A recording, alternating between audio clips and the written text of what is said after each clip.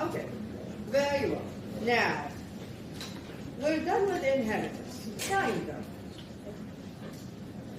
The other relationship between classes that is also very important is called polymorphism. What is it called? Polymorphism. Very good. What does polymorphism mean? Polymorphism means that a variable of a supertype can refer to a subtype object. Again, a variable of a supertype can refer to a subtype object. Okay, what does this mean? A class defines a type. So when I create a class, I'm actually creating a type. A type defined by a subclass is called a subtype. A type defined by a superclass is called a supertype. Therefore, you can say, for example, circle is a subtype of geometric object. Geometric object is a supertype for circle. طيب, what does polymorphism mean? Polymorphism means we can say something like geometric object. I'm creating an object now. Geometric object, for example, shape. Assignment operator, new circle. Again, geometric object, shape, assignment operator, new circle. The variable, the type of the variable is geometric object, the superclass. The object itself is a circle, a subclass. See what's happening here? You see? This is what we call polymorphism. So a variable of a supertype can reference an object of a subtype. Let's look at this example, then we'll understand why we have this. Aslan, why do we need polymorphism? Right. Let's look at this one. Main method, then I have a method, look at this, public static void display object. It receives an object of which type? Simple geometric object, the superclass. Remember? This is the superclass. Type. Let's go to main now. Display object, so I'm calling this method display object and send to it an object of which type? Circle. New circle from simple geometric object. And then if the radius is 1, the color is red, and filter is false. No problem. This will go to this method. Will this method accept it? Yes. Yes. Because according to the polymorphism rule, a variable of a supertype can reference an object of a subtype. Simple geometric object is a superclass. Circle from simple geometric object is a subclass. So we can't do that either. The method will accept it. Now, object will reference this one. Then it will be printed. Created on object.getDateCreated. This will call the getDateCreated method. Color is object.getColor. The same goes here. Display object. Then I send an object of which type? Rectangle from simple geometric object. Again, this is a subclass.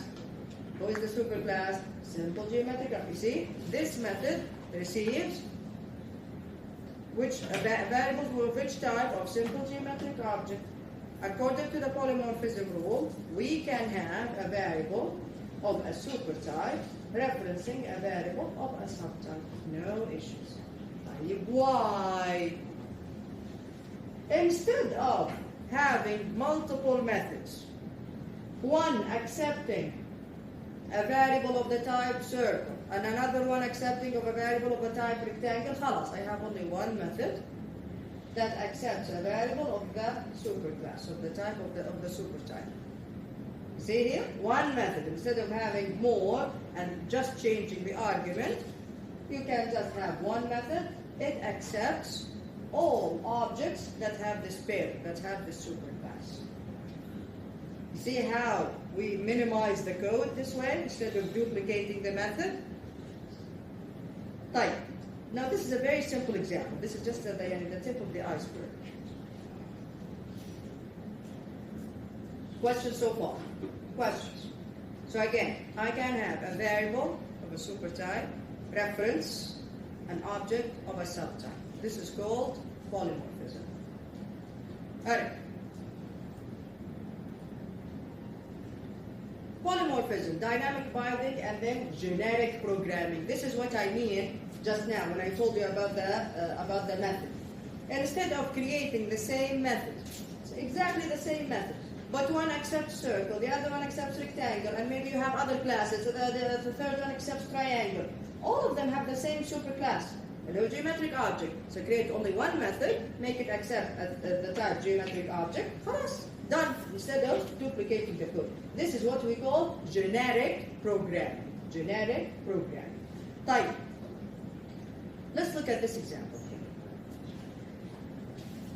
Type. This is the test class. Okay, I have graduate student, extend student. So graduate students, extend students. All right. Then I have student, extends person. All right, so this is person. So I have person, student, graduate students. Okay? Yeah. Let's look at the main method now. M, I have the method M. M, receives an object of which type? Which type? Object. Can we do this? Of course we can do this. Remember, object is the superclass of all classes in Java. This means that this method accepts an object of any type. Type. M. Send to it. What type of object is this? Graduate student. It will accept it. Yeah. This is polymorphism. No problem. Again, we said in polymorphism, we can have a variable of a supertype referencing a variable of a subtype. Yes? Type. New student, it will also accept it. New person, it will also accept it. New object, it will also accept it, because again, it accepts variables of the type object, the superclass. Okay, my question now. After it gets this argument, it gets this object. Here, system.out.println x.toString. Yeah? Look, I have, graduate student doesn't have anything, empty class. Student has toString. Person also has a toString method. And of course, remember, the object class has a toString method, which is there in the default implementation. Question. When I call this method, which toString method is going to be called? Now let's start from the top. New graduate student. It receives graduate students here. X.toString. Which toString method is going to be called? Huh? The one in object. The one in object. Fine. Yeah. See this concept? You see what you just said? The other way around. Okay. This is what we call dynamic binding. Dynamic binding. Like, what does dynamic binding mean? So method M takes a parameter of the object type. You can invoke it with any object. An object of a subtype can be used wherever its supertype value is required. This feature is known as polymorphism. Alright. When the method M that receives an object is executed, the argument's X toString method is invoked. X can be an instance, an object of the type graduate student, student, person, or even object. Now, these classes have their own implementation of the toString method. Which implementation is used will be determined dynamically by the Java virtual machine at runtime. This capability is known as dynamic binding. Type. Let's run this, and then we'll go back to the rule itself. So this is, here it is. I'm just going to go to NetBeans very quickly.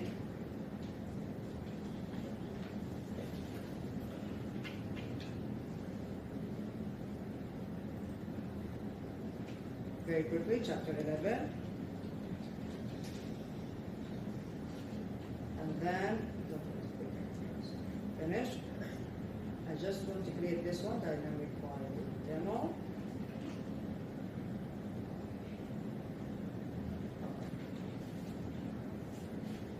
Chapter 11. New Java main class, dynamic binding demo. And I'm just going to copy all of this. Here we go. There we go. Remember when I told you that you can have more than one class in the same Java 5? Yeah? Remember that? Only one of them can be public. The rest are not. Public class dynamic binding here. Class graduate student, class person. Most of the time we don't do this. Every class, and most of the time, each class is in their own Java file. But here, just to make the example simpler. Type. I'm going to run this now. Right.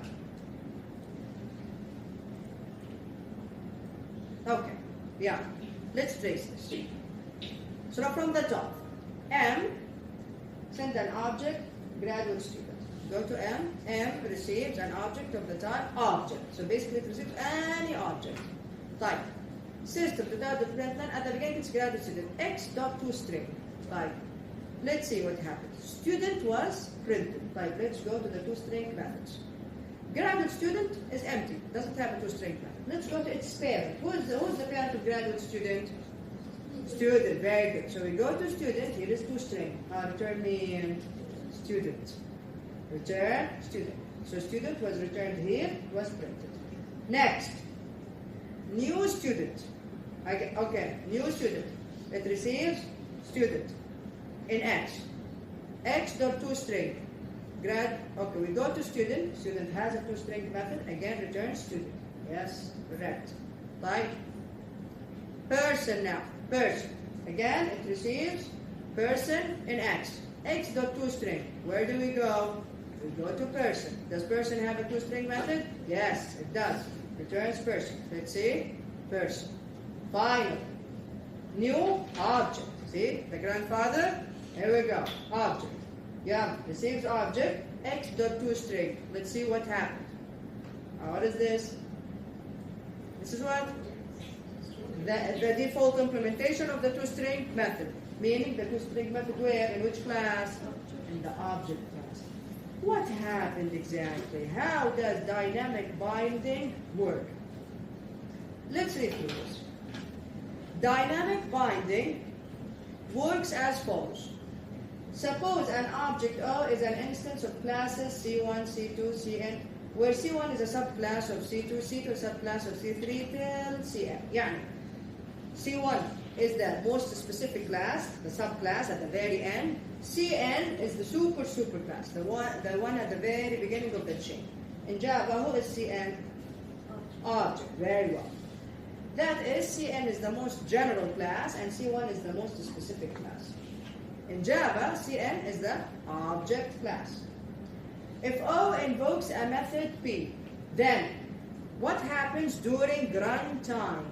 The Java virtual machine searches the implementation for the method P starting from where? From the bottom. Doesn't start from the top. Starts from the bottom. And it looks in all of these classes. So let's just say, again, for the example of person, employee, faculty. Create an object of the type faculty. The method receives object. Doesn't matter. Receives a superclass in one. Faculty.toString. Where should I go looking first? In faculty. There you go. I go in employee or in person? No, I go looking in faculty. If the Java virtual machine finds the toString method in faculty, excellent, executes it. But if it doesn't find it, what does it do? It goes up one class. So it goes to employee. If it finds it in employee, execute. Doesn't find it, it goes up again. Person. Finds it in person, executes. Doesn't find it, the last one is object. Goes to object, of course we have the default implementation there. And this is what we call dynamic binding. So if O invokes a method, the Java virtual search the implementation, starting with the most specific class, with a subclass, and then goes up until it is found. Once an implementation is found, the search stops, and the first found implementation is in Let's go to have. I say, for example, the type is faculty. Again, I have person, employee, faculty. Then I say, I create an object of the type person, and then I say person.toString. And then you go looking for toString in faculty. No. Faculty is the subclass. You start from the class itself, then you go up. وتنزلوا تحت You understand this? Yeah? You don't go, okay? You start from the class itself, then you go up. Even if this class has children, you don't care about the children in that case. Is it clear, everyone? So this is what we call dynamic binding. Dynamic binding.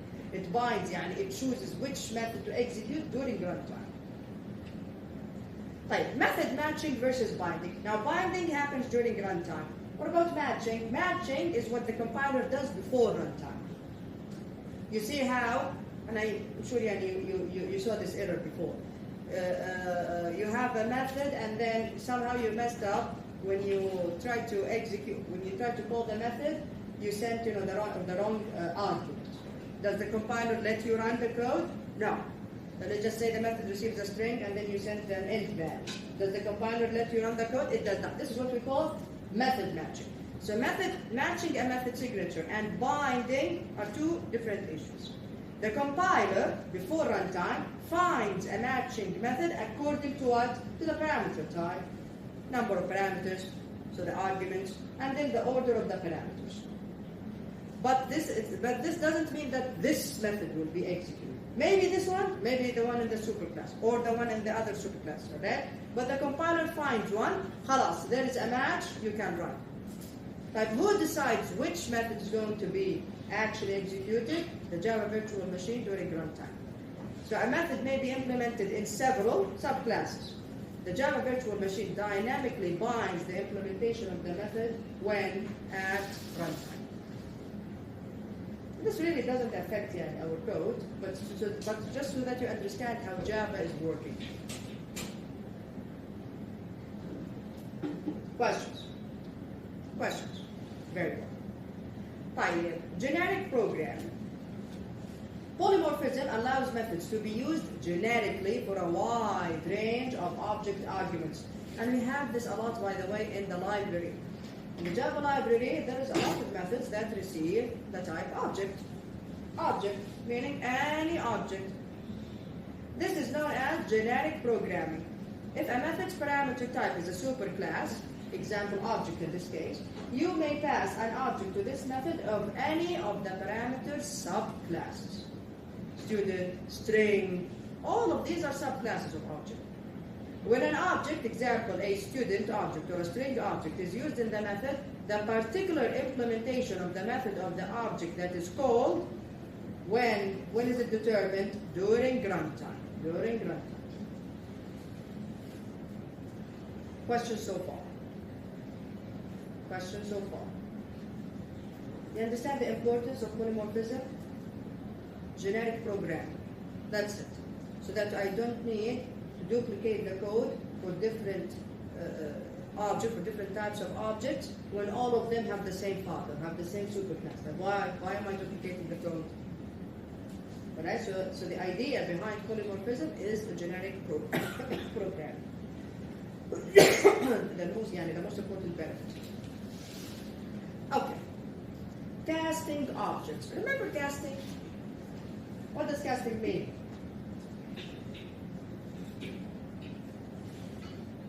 Casting, we did it with primitive data types. What is it?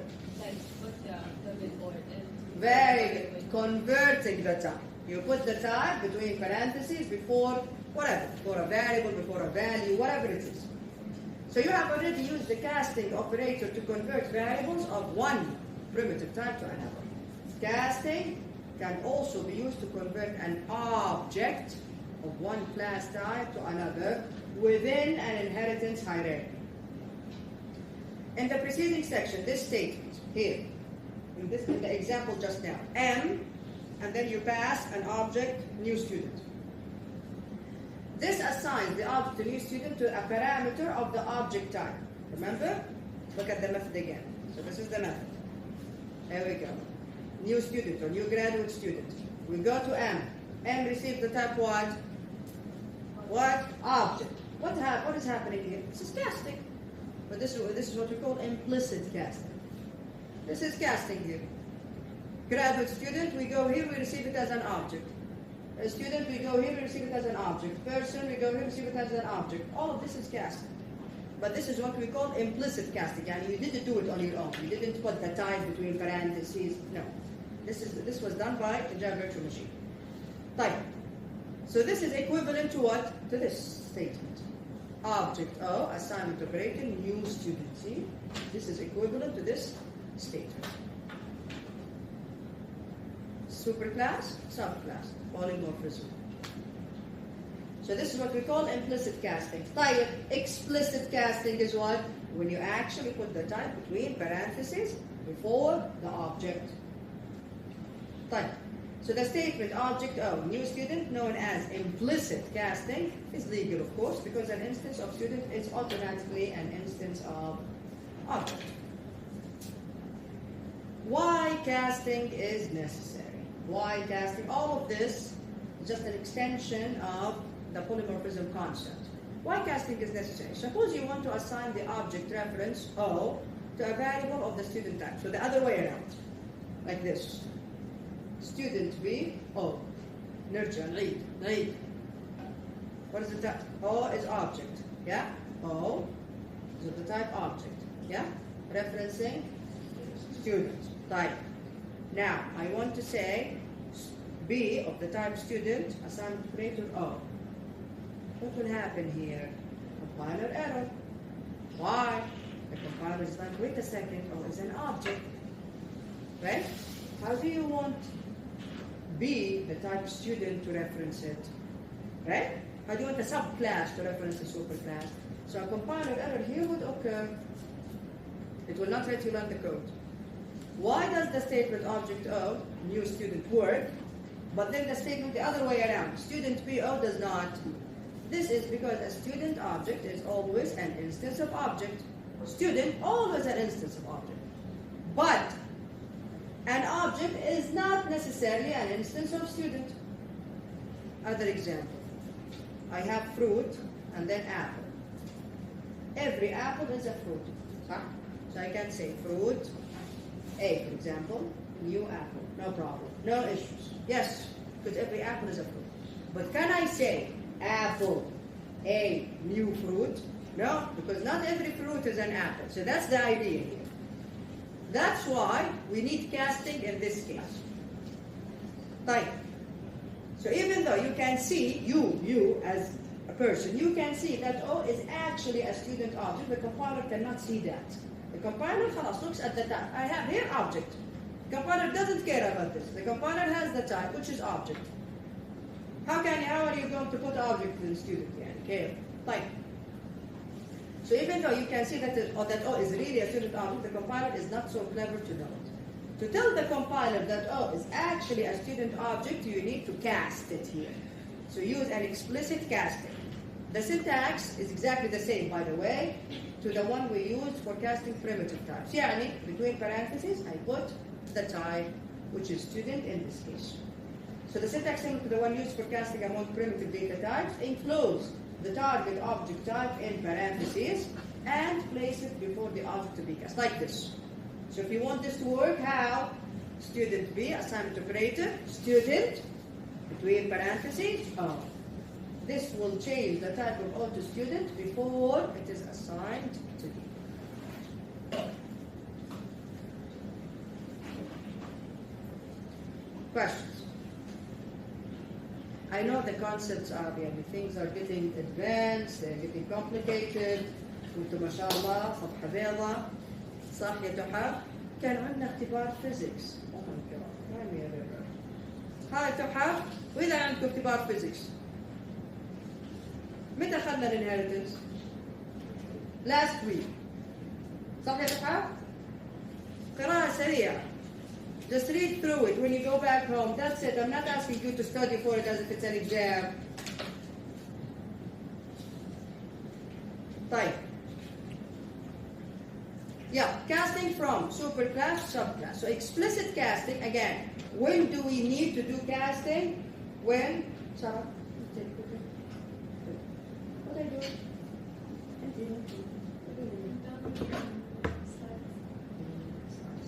For like 15 minutes?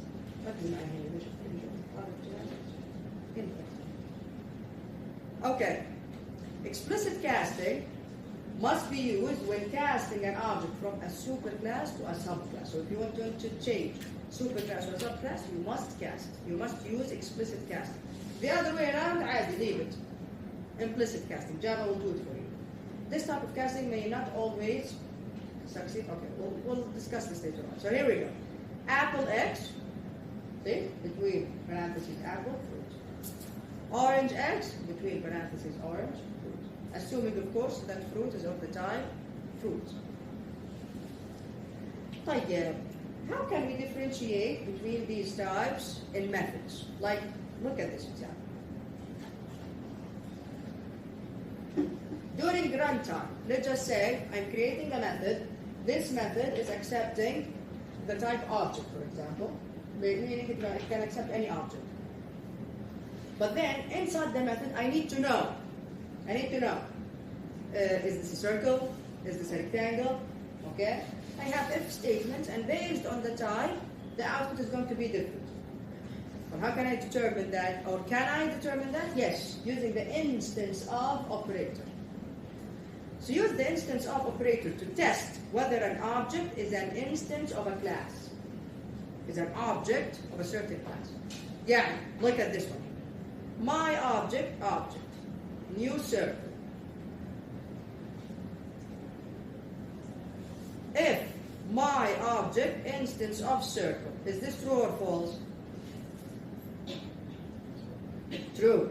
Instance of always returns true or no. Instance of will return true depending on what you see after the new keyword. So my object is an instance of what? Of circle. So if my object, instance of circle, do this. System.out.println, the circle diameter is plus, I cast it. Why? Because my object is of the type object. So I need to cast it here. Cast it to circle before you can call the getDiameter method. Otherwise, the compiler will be like, wait a second, my object is of the type object. You call the getDiameter method. There is no getDiameter method in the object class. Understand what's happening here? ما تفهمين صح؟ فاهمين شيء في الحاجة؟ أنتوا فاهمين شيء؟ Anything? 10% of what I said today? Polymorphism is more difficult than inheritance, and then a lot of stuff depends on polymorphism. But if the concept is clear, you'll understand the rest. So again, what does instance of mean? Instance of will tell us this object is an instance of which class. Yeah. What is the word after the new operator? As simple as that. Okay? Instance of the word after the new operator. This is what instance of means. Okay. So if I say my object here, of the type object, the new circle, my object is instance of who? Circle. Very good. So if my object, instance of circle, this is true, go ahead and do this. Do what? The circle diameter is plus. Can I say my object.getDiameter straight away? The compiler will not let you. Why? Because the compiler sees that my object is of the type object. The object class does not have a getDiameter method. The compiler is like, what are you doing? Where is this getDiameter method? So what they have to do, you have to cast it. So cast it to circle first before you can call the getDiameter method. The diameter or whatever. I don't remember how this works. To help understand casting, you may also consider the analogy. I give you this example of fruit, apple, and orange with the fruit class and the superclass for apple and orange. An apple is a fruit, so you can always safely assign an instance of apple to a variable for fruit. However, a fruit is not necessarily an apple, so you have to use explicit casting to assign an instance of fruit, object of fruit, to a variable of apple. Right. Let's look at this, polymorphism and casting. This example creates two geometric objects, a circle and a rectangle, invokes the displayGeometricObject method to display the object. The displayGeometricObject displays the area. Look at this. It displays area and diameter if the object is a circle, and displays only the area if the object is a rectangle. But how is it going to check? Using which operator again? instance of. Here we go. Yeah, let's look at the example. Yeah. So here we go. Object 1, see, of the type, this is polymorphism. Both of them are of the type object. One is an instance of circle from simple circle or simple geometric object. The other one is rectangle. Type. Display object. Display object receives object of the type, object the superclass. And then inside it checks if object instance of circle from simple geometric object. It's a circle, meaning a circle has an area and a diameter. Here we go. Just without the println, the circle area is plus. You see the casting here? This is very important. I cast it first before I call the get area method. Why? Because again it receives object. The type here is object. Do I have get area in the class object? I don't. That's why I need to cast it first. Type. The circle diameter is, again, cast first, then get diameter. Else, if object instance of rectangle. Rectangle has an area. Yeah, system without the println, the rectangle area is cast first, then call the method dot get area. Otherwise, if you don't cast it, again, it receives the type here is object. The compiler will be like, wait a second, ما في get area in the object class. It will not let you run.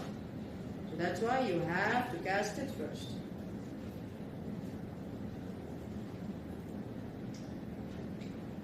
نجيب لنا نشاط في class. Questions?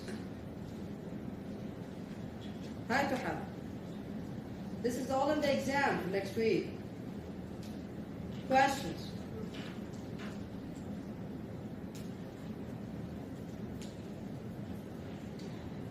So it's on Wednesdays, huh? Have to finish the class. So مين اللي قاعد يفتحها؟ ها؟ طيب. So we have the equals method. Equals method is also in the object class. For array list makes our life much easier than array. Generic type, max and min, shuffling. I can put up all yani. Okay, we can finish this definitely next time, and then maybe we'll start also in chapter 12 or 13, yeah, because we need to start to put that out. Questions about today's lesson? What will happen if you go home and then you don't study, then you come on Wednesday? What will happen? كم صفر حناخذ في الكويز إن شاء الله؟ تحف كم صفر حناخذ في الكويز؟ How many zeros are we getting in the quiz إن شاء الله if you don't study? إن شاء الله. Alright everyone, yeah, I'll see you all on Wednesday.